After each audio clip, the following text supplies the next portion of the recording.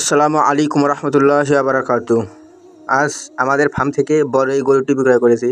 কারণ এই গরু আমাদের ভরা ছিল, যেটা বলি আমরা, মানে আমাদের পূর্ণ বয়স হয়ে গেছে, মানে ভরা যেটা 9 মাস 10 দিন বা 8 দিন বা 9 মাস, যেটা কিন্তু আমরা এটা 9 মাসে বিক্রয় করে দিছি, মানে 9 মাস পূর্ণ হতে বিক্রয় করে দিছি। আমরা এই গরুটা বাসাতে রাখতে চাইছিলাম, কিন্তু এই গরুটা অনেক পরিমাণ দুষ্টু, মানে মস্টাও যেটা বলি আমাদের, এতে পরে মস্টাও মানে গায়েতে হাত দিতে দেয় না।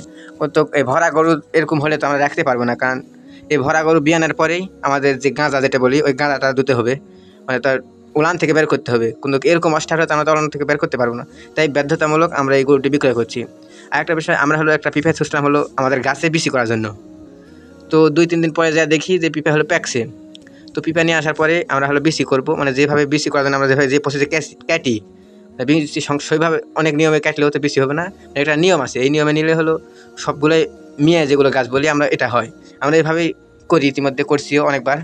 কিন্তু কাটার পরে দেখি অবাক করা কাহিনী বলতে, কাটার পরে দেখি হলো 2টা বিসি আছে, অনলি 2 পিস। আমরা ভাবছি অনেকগুলো বিশ্বাস হয়তো কুদক নেই। আরেকটা বিষয় হলো এই পিপার ভিতরে দেখেন আরেকটা পিপা আছে, মানে পিপার ভিতরে একটা পিপা, মানে পিপার ভিতরে একটা পিপা, তাহলে মনে হয় বড় পিপাটা এই ছোট পিপার নেনি না হয় মাও। তাছাড়া পিপার ভিতরে পিপা হয়, এটা সম্ভব? আল্লাহ চাইলে সব কিছু করতে পারেন। দেখেন একটা পিপার ভিতর আরেকটা পুনরায় পিপে, আল্লাহ তাআলা কত নিয়ামত, শুকরিয়া আদায় না করে থাকতেই পারি। আলহামদুলিল্লাহ।